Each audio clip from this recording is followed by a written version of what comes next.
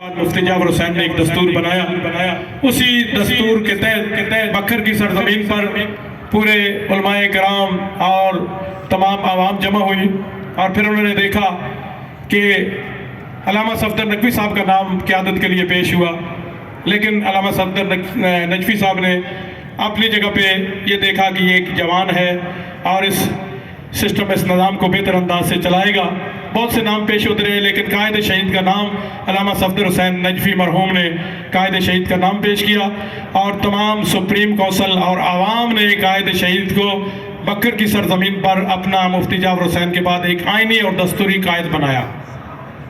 اور قائد شہید اپنی اس آئینی قیادت کے دوران ملک کے طول و عرض میں کوئی ایسی جگہ نہیں تھی قائد شہید جہاں پہ نہ پہنچے ہو. جہاں ایک گھر تھا وہاں بھی گئے، جہاں دو گھر تھے وہاں بھی گئے. جگہ جگہ پہ قائد شہید پہنچتے رہے، مکتب اہل بیت کی ترویج کرتے رہے اور عزاداری سید الشہداء کے پروگرام پہنچاتے رہے. شب روز انہوں نے کوشش کی کہ ملت کو ایک جگہ پہ اکٹھا کرے. ان دنوں میں کسی اور جگہ پہ بھی ایک کنونشن ہوا جو حکومت کی طرف سے تھا. اس کنونشن میں کسی اور کو نامزد کیا گیا، مرحوم احمد علی شاہ صاحب کو، لیکن وہ دستوری اور آئینی قیادت نہیں تھی. دستوری اور آئینی قیادت مفتی جعفر حسین کے بعد شہید عارف حسین الحسینی کی تھی. ملت نے دیکھا اور سب نے یہ سسٹم کو سمجھا اور پھر شہید قائد نے بڑی کوششیں کی، بہت زیادہ کوششیں کی. جو بھی اگر بچہ بھی شہید قائد کے پاس آیا نا کہ آپ اتحاد کریں تو یقین کریں قائد شہید اپنی تمام مصروفیات چھوڑ کر وہاں جانے کے لیے تیار تھے. میں ایک جگہ پہ چکوال میں موجود تھا، وہاں پہ کرنل محمد خان صاحب تھے، اب مرحوم ہو چکے. انہوں نے کوشش کی کہ اتحاد کروائیں. قائد شہید پر اچنات سے سخت بخار کی حالت میں بھی وہاں پہنچ گئے چکوال کی سرزمین پر، لیکن دوسری طرف سے کوئی نہ پہنچا. اور پھر انہوں نے سب نے ایک طرف اعلان کیا کہ قائد شہید کو ہم اپنا قائد مانتے ہیں. دن رات انہوں نے ایک کیا اور پھر لوگوں نے دیکھا. زبان ان کی پشتو تھی لیکن اتنی پیاری انداز سے وہ بات کرتے تھے اور سمجھا کے بات کرتے تھے. جنہوں نے خطاب سنے ہیں یا آج کل تو میڈیا میں یہ آپ دیکھ سکتے ہیں. قائد شہید نے دیکھا کہ اس ملت کو کس طرح ہم آگے لے کر چلیں، آگے بڑھائیں. اور ہماری ووٹ دوسروں کو جا رہی تھی، ہماری انتخابات میں ہم نہ تھے، دوسروں کے پیچھے چلتے تھے.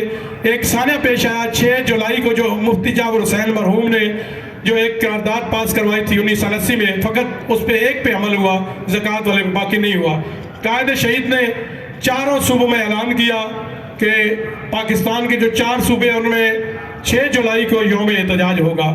کوئٹہ میں، لاہور میں، کراچی میں اور اسلام آباد میں. 4 جگہ پہ، چاروں صوبوں کے لاہور میں یہ 4 جگہوں پہ احتجاج ہوگا. احتجاج ہوا لیکن کوئٹہ کے اندر سانحہ پیش آیا، بہت سے ہمارے مومنین شہید ہوئے اور بہت سے لوگ زندانوں میں گئے. موجودہ قائد علامہ ساجد نقوی صاحب کی ڈیوٹی لگی اور آیت اللہ قبلہ حافظ ریاض صاحب یہ کوئٹہ تشریف لے گئے، معاملات کو دیکھا، نزدیک سے مسائل کو حل کیا.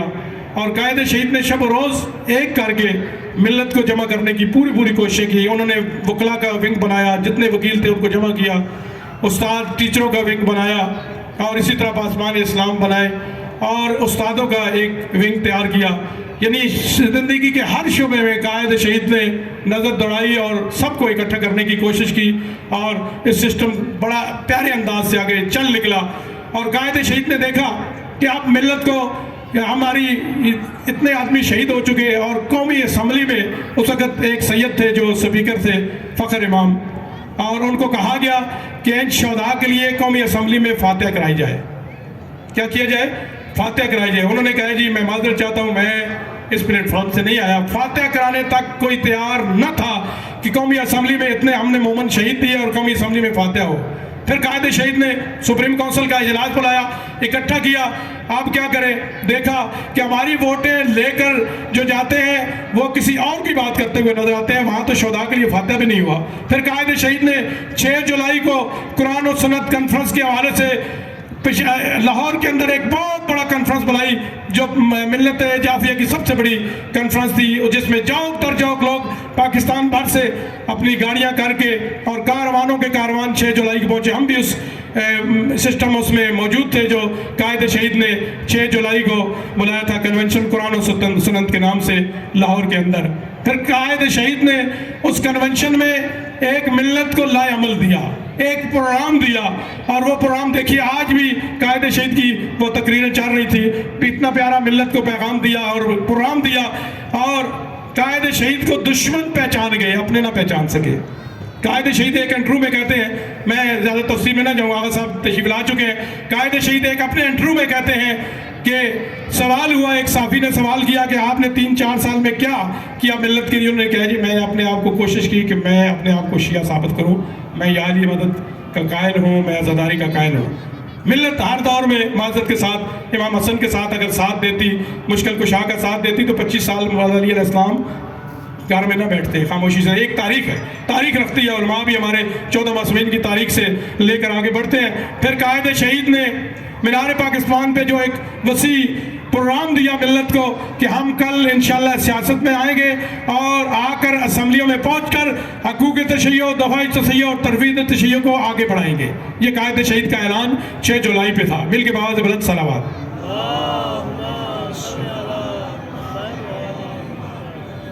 تو دشمن پہچان گئے کہ شہید عارف حسین الحسینی روز بروز ترقی کرتے جا رہے تھے، روز بروز سسٹم اور نظام کو آگے لے کے چل رہے تھے۔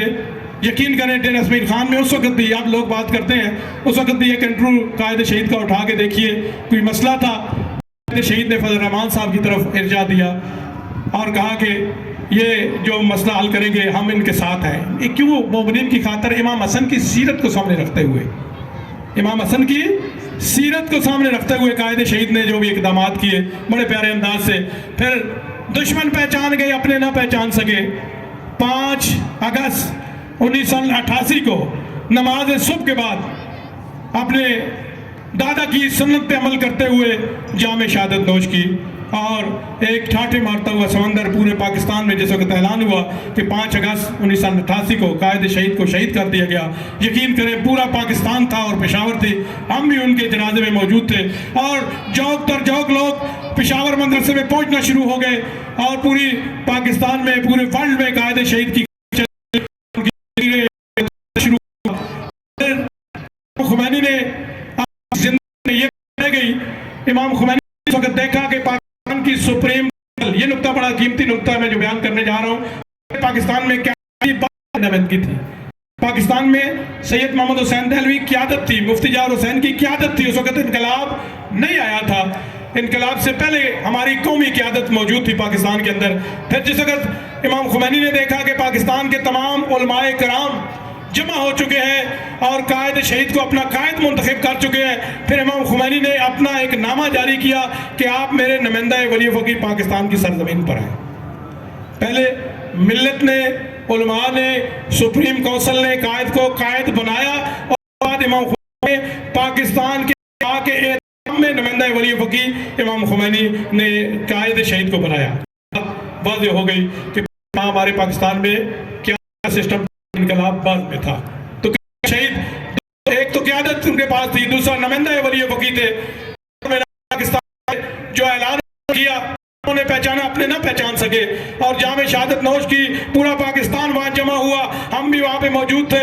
امام خمینی نے آیت اللہ جنتی کو یہاں سے پشاور روانہ کیا کہ آپ جائیں قائد شہید کے جنازے میں شرکت کریں، اور قائد شہید کے جنازے میں دنیا کا ہر جو پاکستان میں شیعہ تھا، سنی تھا، غیر مسلم تھا، ہر کسی نے کوشش کی کہ قائد شہید کے جنازے میں جائیں، حتیٰ کہ ضیاء الحق بھی ان کے جنازے میں گئے اور ہم وہاں پہ موجود تھے۔ جس وقت قائد شہید کے جنازے کے لیے امام خمینی نے آیت اللہ جنتی، یقین کریں یہ آنکھیں گواہ ہیں، بہت سے لوگ میرے اس بات کی تائید کریں گے، شہید زندہ ہوتا ہے۔ جس وقت امام خمینی کا نمائندہ قائد شہید کو دیدار کرنے کے لیے ڈیڈ باڈی کے پاس گیا، اور قائد شہید کا رخ اس نمائندے کی طرف ہو گیا کہ امام خمینی نے ایک نمائندہ بھیجا۔ یقین کریں شہید زندہ ہے۔ اس وقت صلواتیں تھیں، گریہ کہ جس وقت امام خمینی نے ایک نمائندہ بھیجا آیت اللہ جنتی کو، اور قائد شہید کا رخ اس نمائندے کی طرف ہو گیا، شہید زندہ ہوتا ہے۔ دیکھیے شہید نے کس طرح مہمانوں کا استقبال کیا، شہید مہمان نواز تھے۔ یقین کریں مجھے وہ وقت بھی یاد آ رہا ہے جس وقت ہم شام جا رہے تھے،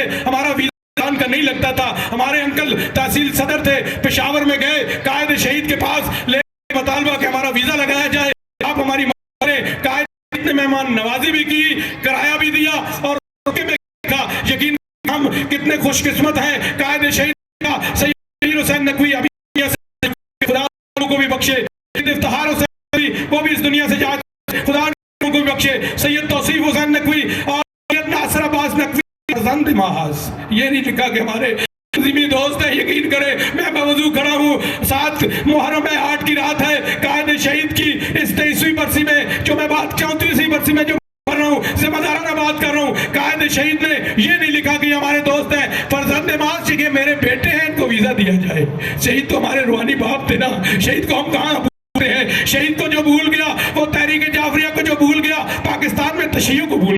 یقین کریں شہید کی وہ لمحات آج بھی ہمیں یاد ہے, مہمان نوازی کے. اور شہید قائد جس وقت بہترین انداز سے ملک سے نکلا کرتے تھے, جوک در جوک فرشتے کی طرح ان کا نورانی چہرہ تھا. مجھے وہ 3 شعبان بھی کبھی نہیں بھولے گا. ٹیکسلا کی سرزمین پر حضرت عباس کا جشن تھا. قائد شہید کے اوپر پابندی تھی, لیکن جس وقت تشریف لے کر آئے بندہ گیر اور چند آدمیوں کی یہ ڈیوٹی تھی کہ جس وقت شہید پہنچے ان کی گلے میں پھولوں کے ہار ڈالنے ہیں. یقین کریں آج بھی وہ نورانی چہرہ, آج بھی وہ فرشتہ چہرہ میں دیکھتا ہوں, آنکھیں بند کرتا ہوں تو آج 5 اگست کو اپنے آپ کو وہاں کھڑے پاتا ہوں کہ قائد شہید امام بارگاہ کربلا میں آ رہے ہیں, ان کے گلے میں ہار ڈال رہے ہیں. شہید تو آج ہم میں نہیں ہے, تیری روح ضرور آئی ہوگی, اور تیری روح کو ہم سلام پیش کرتے ہیں. تیری عظمتوں کو سلام, تیری شجاعت کو سلام, تیرا ملت جعفریہ کو اکٹھا کرنا سلام. لیکن 10 جون کو ابھی 2022 کو مجھے جانے کا موقع ملا پشاور شہر میں, جہاں قائد شہید کو نماز صبح کے بعد شہید کیا گیا. شہید سے میں نے چند باتیں کی, وہ بھی آپ کو بتانا چاہتا ہوں. اے شہید قائد, ہم جس وقت گئے نا آپ کی جائے شہادت پر 2 جملے کہے. قائد شہید آپ نے ایک دستور دیا تھا, آپ نے ایک آئین دیا تھا, لیکن آپ کے بعد وہ دستور اور آئین کی پاسداری لوگوں نے نہیں کی. لوگ ایک طرف شہید کی تصویر لگاتے ہیں, ایک طرف قائد ملت کی تصویر لگانے کے بجائے کسی اور کی تصویر لگاتے ہیں. آپ کی روح کو وہ تڑپا رہے ہیں, آپ کی روح کو وہ خوش نہیں کر رہے, کیونکہ قائد شہید نے 2 کام عظیم کیے. ایک اپنے نانا کی سیرت پہ, اپنے دادا کی سیرت پہ عمل کرتے ہوئے اپنا جانشین قائد ملت جعفریہ علامہ سعید نبی کو مقرر کیا. آج آئیے قائد شہید کی آئین کو ماننا چاہتے, دستور ماننا چاہتے. قائد شہید نے دستوری اور آئینی طور پر اپنا جانشین علامہ نبی کو منتخب کیا. لوگ ہوا سے کبھی ہوتے ہیں, کبھی ہوتے ہیں. قائد شہید میں نے 10 جون کو سے بات کی, آج بھی آپ سے یہ ہوں, آپ کے روح یقیناً آئے ہوں گے, آپ یقیناً زندہ ہیں اور ہماری بات ہے. آپ کا بڑا بلا, لیکن قائد شہید ان کو سمجھا. آپ نے جو دستور دیا تھا, جو آئین دیا تھا, آپ نے مینار پاکستان پہ جو پروگرام دیا تھا, اس پروگرام کو 34 سال میں قائد ملت جعفریہ علامہ صاحب نے کر آگے چلے. 2 سنائے ایک قومی اسمبلی اعظم کو شکست دی اور امان السیال کو اسمبلی میں بھیجا اور رات میں وزیر اعلیٰ بنایا. 2 دفعہ موجودہ قائد شہید کی اس تعبیر کو, اس تقریر کو جو انہوں نے پروگرام دیا, گلگت بلتستان میں حکومت قائم کر کے دکھائی. یہ شہید کی خواب تھی, شیعہ سنی اتحاد ہو. قائد شہید تو اس دنیا سے چلے گئے, لیکن آپ کے جانشین نے یقین کریں تصویر سجدہ کا رکھ کر 6 فرقوں کے اپنے پیچھے نماز پڑھائی علامہ سعید نقوی نے. یہ آپ کی خواب تھی, یہ آپ کا پروگرام تھا جو قائد شہید نے اس کو لے کر آگے چلے. آئیے آج ہم اس 34ویں برسی میں قائد شہید سے یہ تجدید عہد کریں, دونوں ہاتھ بلند کر کے. اے قائد شہید, جو آپ نے آئین دیا, آئین کی پابندی کریں. میں جانشین تھا, کے پیچھے چلے, دونوں ہاتھ کریں اور 34ویں برسی تجدید عہد کریں.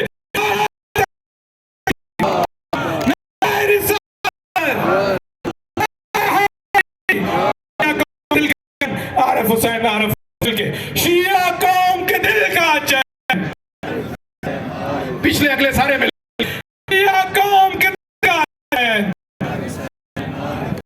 شیعہ قوم کے دل کا چین.